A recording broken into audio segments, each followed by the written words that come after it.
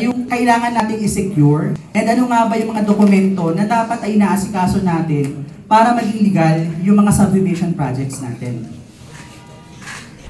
So, basically, yung topic is the typology and approval process of subdivision. Kung meron natin yung subdivision, hindi pa naman huli yun para i-stop natin yung development. Ang kailangan natin gawin is maging legal at sumunod sa mga proseso at mga legal permits na kailangan natin ayusin.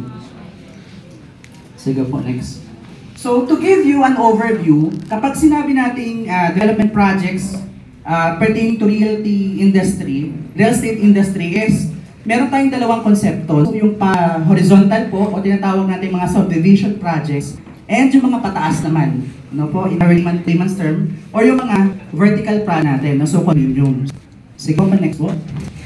So, itong guidelines natin, yung batas na nagsasabi regarding sa mga permits natin for those types of development. So, Section 447-1458 Powers, Duties, Functions, and Compensation, ito po yung dinidiscuss kanina ni Engineer Jonathan, doon po sa Sangguniang Bayan, subject to the national law, yung pag-process at pag-approve ng subdivision plans for residential, commercial, industrial, and other development purposes.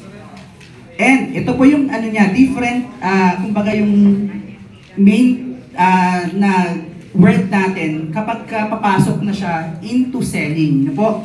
And collect processing fees and other charges which shall occur entirely to municipality, yung magkakaroon po ng So, minsan kasi nagkakaroon tayo ng misconception na halimbawa, meron tayong sinabi na lupa, pero hindi na siya intended for selling. Ibibigay lang natin sa mga anak natin.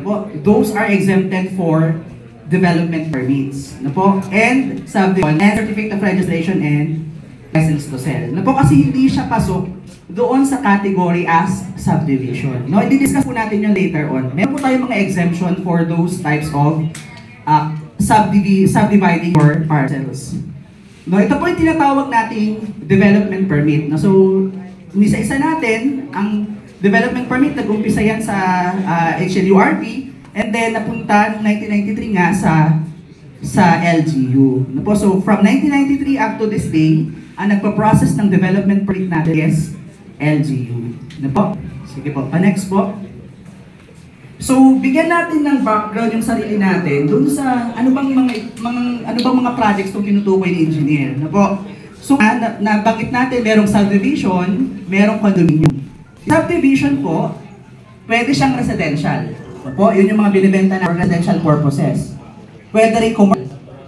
Industrial subdivision, global kita nyo po, yung mga farm lot, memorial parks, and cemeteries.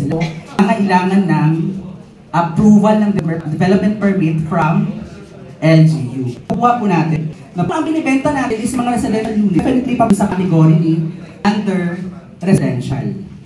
Kita naman natin, may mga developments naman na pataas, mga vertical. Under pa rin po yan sa atin, sa DHSUD. Ito naman po yung mga condominium na mahahati sa tatlong category. Una, condominium na residential, or condominium na commercial.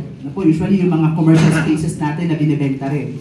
And of course, para naman sa ating mga patay, meron tayong parang condominium aspect ng pabahay, which is the columbarium.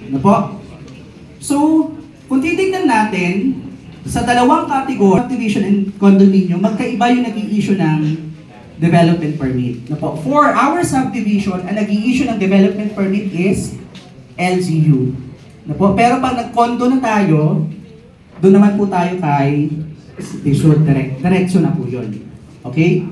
So, ang alteration permit naman natin, kung may mga changes tayo doon sa ating na-issuehan ng development permit. So, kakalabas lang naman last year po na binalik kay DSUD yung alteration permit natin. So, lahat po ng alteration permit ay kay DSUD na siya. Okay? And of course, yung last part natin, na-develop na natin project with, of course, legal documents.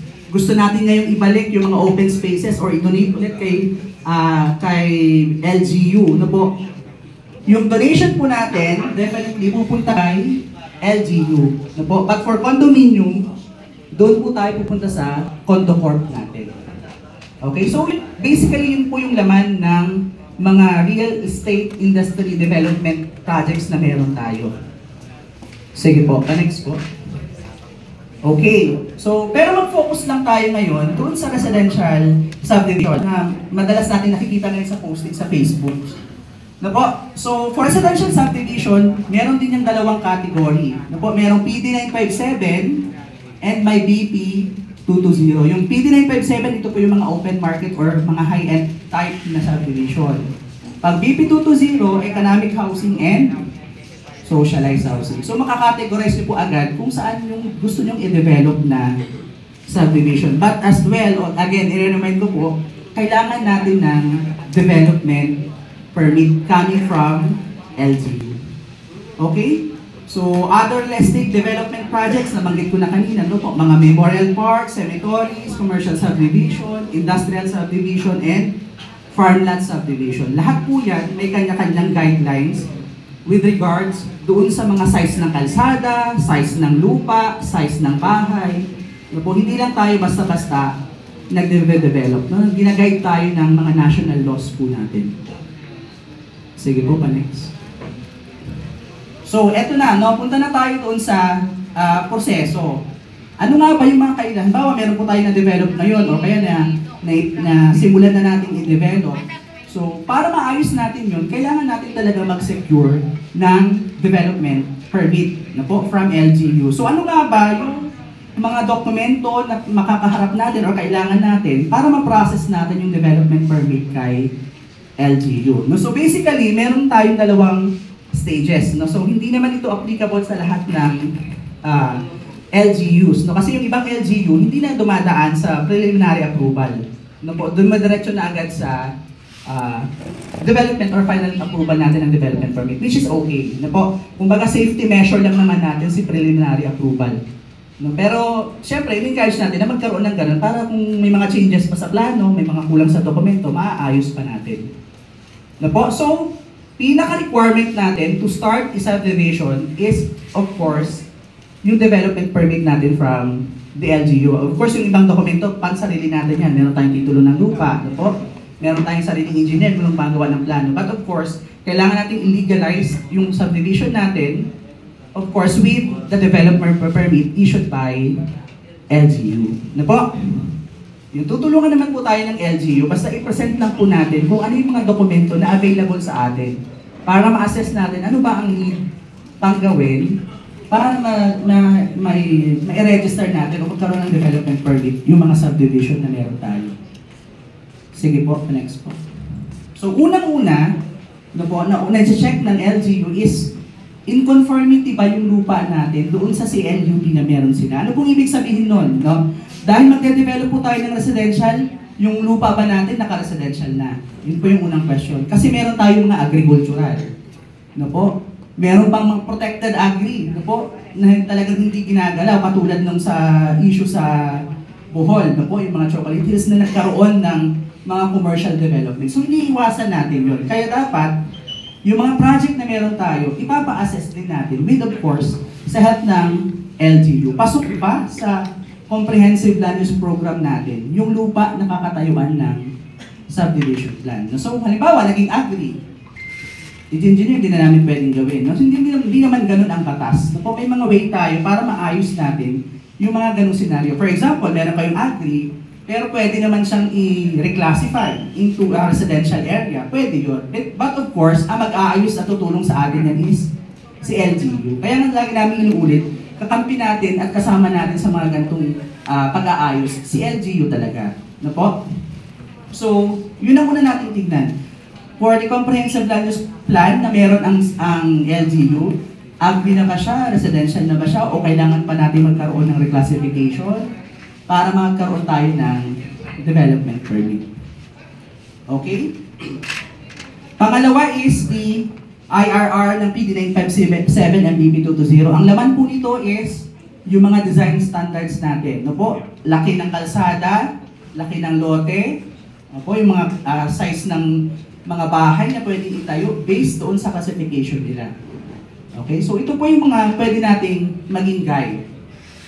Pangatlo is the IIR for commercial and other developments na hindi nakasama kay PD 957 and BB 220. So yung iba, kinukonsider ang paggagawa ng farm lots. So mababasa natin dyan na ang requirement sa farm lot ay 1,000 square meter. Pag bumaba yan, hindi yan papasok sa farm lot. So nandito yan, pwede natin i-check yan. CLUP ng LGU, IIR ng PD 957 ng BB 220, and IIR for other developments. Sige po, pa-next po.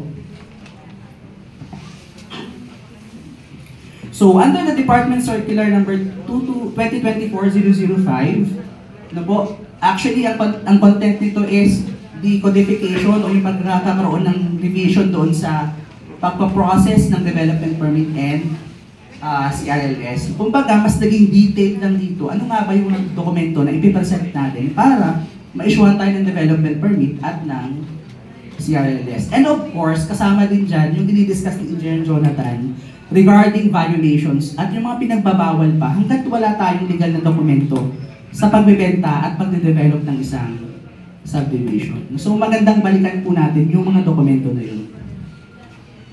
Sige po. So, yung circular na yun is serves as a mandatory requirements para procedure ng pag-issue ng development permit from LGU and license naman mula sa aming ahensya. Po? Sige pa, next po. So, for the preliminary subdivision, so paano yung proseso natin? Meron tayong lupa, may property tayo, o kaya meron na kayong property ngayon na gusto natin ipasok for a subdivision development permit. So, una, ipapacheck natin yan for the preliminary development plan. Kay LGU po tayo pupunta. So, more on subdivision scheme evaluation and site identification. So, bakit kailangan to? Yung scheme ng subdivision para ma-check kung pasok pa yung size ng kalsada natin. Pasok pa yung size ng mga lupa natin ikakat na ibibenta.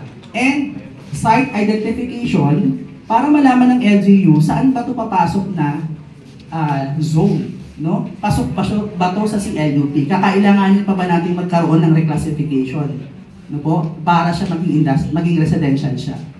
Okay? So, it involves finalization of site development plan of the subdivision. Ang validity nito usually is 180 days from the date of approval. So, other LGUs, hindi naman mandatory na gawin itong preliminary natin. So, kung meron kayong proper communication na kay LGU, ilapit lang natin, ito po yung design ng subdivision namin, baka may comments pa tayo, or may mga kailangan pa kaming i-present na documents.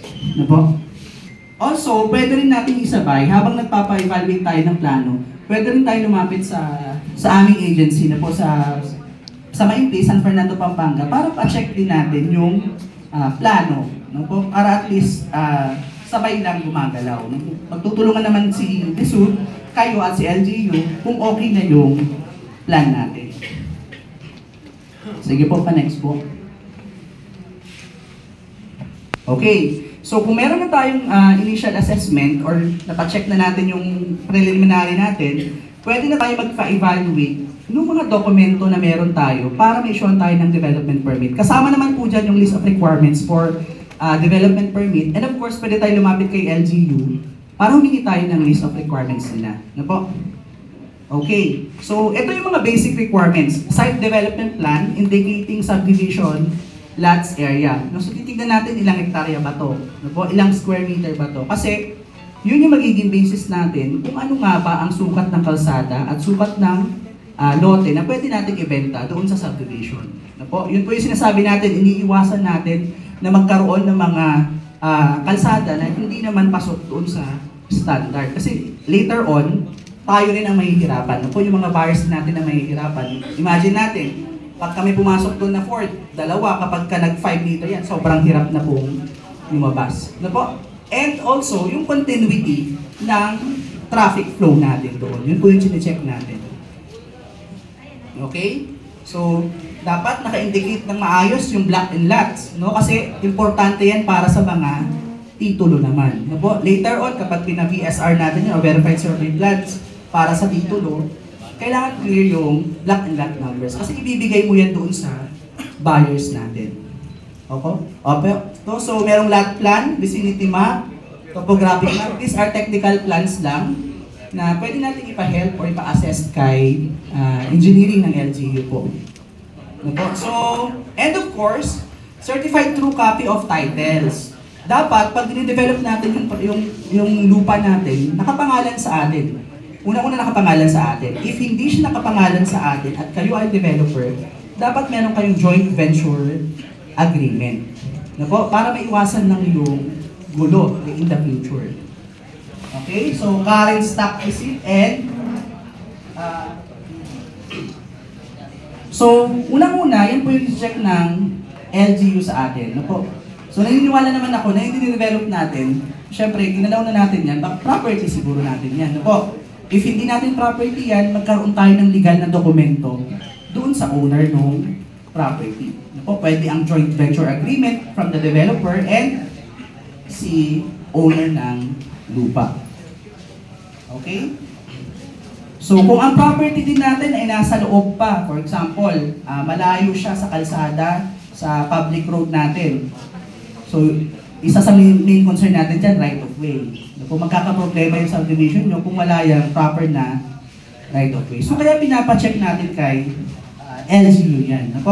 Para makita rin kung nakakonect pa ito sa public road natin. So, kung wala kung subdivision natin hindi nakakonect sa public road, gagawa tayo ng right of way. Ano ang kailangang dokumento? Right to use or deed of sale ng right of way or yung perpetual use ng right of way. Pwede nyong hingin yon or makipagtulungan kayo doon sa may property ng land na dadaanan ng right of way ng subdivision. So basta ang goal natin dito, maging legal at magkaroon ng mga tamang dokumento yung subdivision natin. Sige po pa, next po. Okay, so balik tayo sa proseso. Una, conformity with the zoning ordinance or the CLUB. So una pa lang, tanong nyo na kay LGU, ito pong property ko, nandito po, saan po ba itong zone? Baka nasa agri, nasa protected agri. Pagka mga protected agri, medyo mahirap na po yan. Kung mga agri naman na pwedeng i-request natin for a reclassification from LGU. Okay, pangalawa, type of subdivision. High-end ba yung gusto mong gawin? Mga open market ba? House and lots ba yung gagawin mo? So dapat clear na agad yun pagpunta natin kay LGU kung ano yung classification ng gagawin mong subdivision. Kung socialized siya, i-present din natin kay LGU na socialized yung gusto natin gawin. O kaya economic. O kaya open market. Pangatlo, accessibility, yung binabanggit natin, right of way. Ang right of way po natin, hindi lang yung mismong dadaanan ng sasakyan o padadaanan ng tao.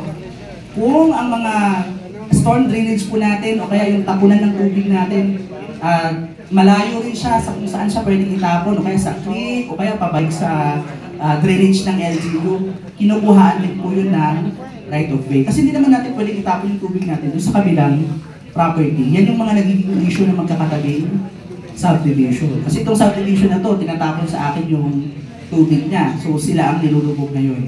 So, i-dokumento natin yung accessibility ng project natin. Okay? So, number 4, locate critical areas. So, ang makakatulong sa atin dyan, basically is planning po talaga ng LGU. Sila po yung pinakalapitan natin dito sa mga concern na to.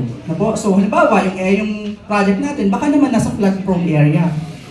Kung magkakaroon ng flood-prone area yan, meron na tayong mga engineering interventions na pwedeng gawin. Yung iba, super swampy naman yung lupa, ano pwedeng gawin? May mga engineering intervention na pwede namang itulong or isuggest sa atin si LGU. So, baka landslide-prone area, malapit masyado sa creek.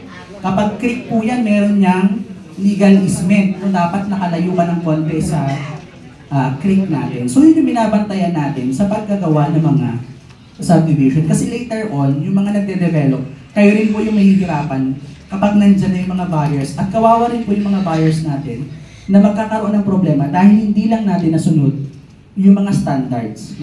na required para sa subdivision natin. Okay, so meron na bang existing facilities na malapit doon? Abot na ba yan ng kuryente? No po? Abot na ba yan ng tubig? Tubig okay pa kasi may NWRB naman tayo. We can apply para doon sa sarili nating water supply. Pero yung sa kuryente, no po? Tapos nagbenta tayo, walang kuryente, mahihirapan yung mga buyers natin. Later on, sa atin din babalik yung CC. No? Kasi nagbenta tayo agad na wala naman tayo proper documentation. Okay? So, supply ng tubig, drainage outfall, saan ba natin itatapon yung mga tubig ng mga bahay doon, and yung mga adjacent lands na malapit sa atin. No, baka naman katabi natin yan, tawag ito, ibang zone siya, classification. No po? So, baka meron dyang malaking power ng supply ng kuryente. No po? Iniiwasan din natin yun. Kasi lahat ng tatamaan nun ay hindi na pwedeng saleable. No po? So, kaya ina-assess natin yung mga plano na meron tayo. Sige po, pa-next po. Okay, so ano yung tinitignan? Main road, collector, minor roads, and alleys. No po, kapag BP220, meron tayong 10-meter requirement na lapad ng kalsada sa main. No po, kapag masyadong malaki, and pwede rin ng 8 meters, pero ang minimum lang natin is 6.5. No po, kapag umakyat ka sa medyo mas high-end, mas mataas na classification ng subdivision, lumalaki rin po yun. No? May 10, may 12 hanggang 15. Depende sa hectares ng i-develop natin. No po, so, pero usually, nasa 8 at 6.5 po si BP220. No po, yung isa naman, yung open market, 10 at 8. No? Pag merong 6.5 yan, ibig sabihin, ano to? Hindi to open market, hindi to PD957. Nasa BP220 ito, nasa economic and socialized. Okay po? So, dead ends, iniiwasan din natin yon, yung hindi na makabuelta yung sasakyan. No, pagdating niya, fence, no? Iniiwasan natin yun. Dapat merong allocation ng bueltahan ng mga sasakyan. Okay, tapering, ibig sabihin, biglang pagsikip ng kalsada. No po, from 8 meters, pagdating mo dun sa gitna, naging 6 na, no? Ano yun? Nagbibigay po ng signal sa mga aksidente kasi akala nila malaki pa yung kalsada, paglapit nila, sisikip na. So, bawal po yun sa subdivision. So, meron tayong sidewalks and other requirements. Meron po kaming compilation naman ng standards. Halimbawa, kung kayo nasa side ng developer, gusto talagang i-push yung pagde-develop natin, meron tayong mga standards. Pwede po namin kayo bigyan ng kopya para at least ma-present nyo kay sa engineer nyo o kaya doon sa may-ari na nagte-design po. And as well, ipapacheck natin kay LGU. Sige po, pa-next po. Okay, so, yun lang yung initial assessment for preliminary. Pero nga, sabi ko, yung ibang LGU, diretso na sa final approval. Talagang sinecheck na nila thoroughly yung plano. Sige po, pa-next po. Sige po, pa-next.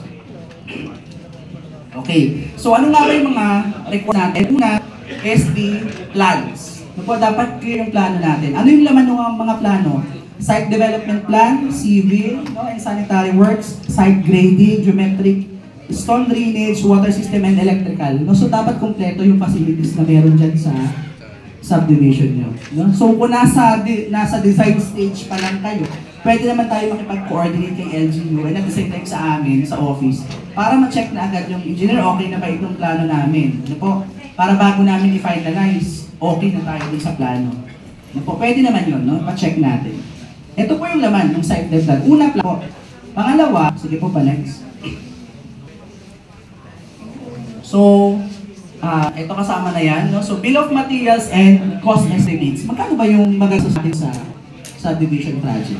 Ano po, yun yung pangalawa. Pangatlo, vicinity map. Ano po? So, para malocate ni LGU at malocate din namin, saan nga ba itong project na to? Baka naman may katabi itong industrial, no po? O baka naman nasa flood-prone area siya or protected area.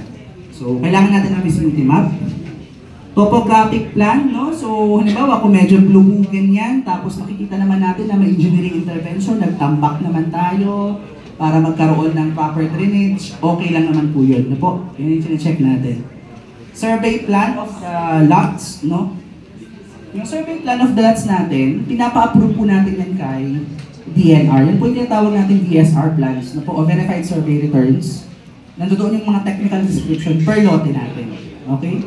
So, eto po, survey plan. Pero dito, kahit yung mother title muna natin, na po, since medyo matagal ang ang approval ng DNR, dun sa na-cut na natin na lote. And, pinaka-importante, the certified true copy of your title. No? Make sure lang natin na sa atin yung property. No po?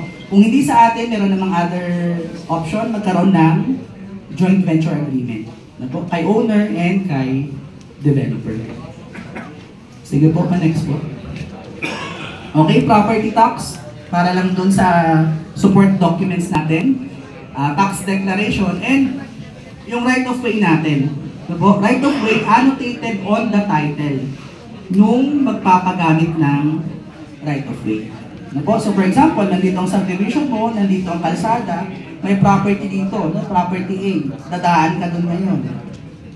No po? Hihingi ka ng perpetual use of right of way from the owner nung dadaanan natin. So magbibigay naman yan. No po? Mag-usap lang kayo kung anong, syempre kung anong discussion natin. And of course, pag meron na, ipa-annotate yung right of way na yun dun sa title. No po? Para in the future, kahit magkagulo, minsan syempre nagpapasa-pasa sa anak. No po? Ngayon, okay si kumare, tsaka si kumaring ganito.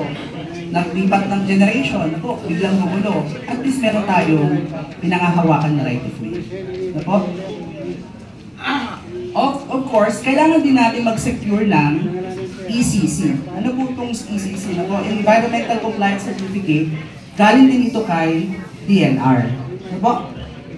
So, however, in the absence of ECC, kasi naalaw muna natin na wala pang ECC, yun nga lang, wala pa kayong development dapat dyan. Ano po? Inaalaw muna natin na wala pa yung ECC due to its pending application. So, provided na meron na kayong application ng ECC kay DNR. Diba? Okay, pero mas maganda kung meron tayong ECC kasi hindi tayo makakapag-develop sa subdivision kung wala tayong ECC. Kaya, talagang in-encourage namin na magkaroon kayo ng mga legal na dokumento kasi aside from violations or impositions na pwedeng ibigay ng LGU, ni DSUD, nandyan din si DNR. No po, ang daming agency na pwedeng magbigay sa atin ng mga violations dahil hindi tayo nag-secure ng mga proper permits. No po? So, maganda ayusin na rin natin agad si ECC natin. Sige po, pa-next po. Okay, so development permit, so issued shall be conditional in character. No po? And stipulate the following conditions. No, kung walang ECC, dapat nakalagay na wala pang ECC. No po? Pag in-issue yung development permit sa inyo. So nakalagay naman dyan na yung development permit na to ay hindi parang hindi na-allow na requirement na hindi na requirement yung mga other government permits natin. No po? So, denial or non-issuance of the DNR of ECC shall be result in the automatic recall and revocation of the development permit. No, so, pag dinay yan ni DNR, malamang wala tayong magagawa. No po? So, hanap tayo ng other intervention, tanungin natin si DNR, ano yung pwedeng gawin? No po, ganun naman yung batas natin. No? Kung meron tayong pagkukulang, pwede naman natin ayusin po yung mga permits natin, yung mga legal documents. Sige po, pa-next po. Okay, so another requirements is the hazard assessments from PHIVOLCS. Online lang naman po ito. No po? So, mabilis lang siya. Lalabas lang sa certification na wala kayo sa hazard area, lalo sunod-sunod po yung mga lindol ngayon. No po? No, so, permit to drill from the NWRB or Natural Water Resource Board. Kung wala po kayong, kung may sarili kayong supply ng tubig na gagawin, kay NWRB po tayo pupunta. Pero kung magpapasupply naman kayo kay local water district, hindi lang po tayo ng certification. Ano po? Okay. And zoning certificate. Na po? Yan, hihingin po natin kay LGU. Ang nakalagay dapat kay zoning certificate natin is residential siya. Ano po? If hindi siya residential, kailangan natin suportahan ng dokumento ng reclassification from the LGU and ratification from the provincial with regards doon sa na-issue reclassification. So, aakyat po yun kay provincial until magkaroon tayo ng DAR conversion. But, kung naka-DAR conversion na yan, okay na yun. No? Kung naka-residential na siya sa DAR conversion po natin. Provided, however, meron din kasi mga kulatilya yung DAR conversion. Meron siyang nakalagay ng validity. No po? I-check din natin yung validity ni DAR conversion. Though si DAR, nag-i-issue rin naman sila ng certificate. Again, nabaw, nagkaroon ng lapse na, i-request lang natin ulit ng certification kay DAR na existing pa rin yung reclassification or DAR conversion na nagawa. Nag-i-issue po si DAR ng mga ganun certificates. So basta ang mag-provide natin, ang goal natin for the zoning certificate is residential yung zone natin. Ano po? And of course, project profile, no? Sinong owner, ilan ang units, of course, anong location. And for our developers, kailangan lang natin mag-provide ng supporting documents na kaya yung tapusin yung subdivision natin. Ano po? Pwede audited financial statement for the corporations. Kung wala tayo nun, pwede namang ITR, no po, ng mga directors natin or ng owner. And pwede rin SEC natin, no po, na gamitin as legal entity tayo for the development of the subdivision. Sige pa, next po. So, Articles of Incorporation, no, so these are examples po na pwede natin i-attach kung tayo po yung developer and tayo yung owner. Kung owner lang kayo and meron kayong developer, pwede pong sa developer hingaan natin ng mga ganitong documents. No po? So, corporation bylaws, no po? For new corporations, bago lang yung kampanya, kagagawa natin para talaga dun sa subdivision, pwede naman, no po? Basta i-provide lang natin yung other documents. Sige po, pa-next po. And of course, the TIA, or Traffic Impact Assessment for Subdivision Projects. Kasi baka yung location nyo, masyado nang malapit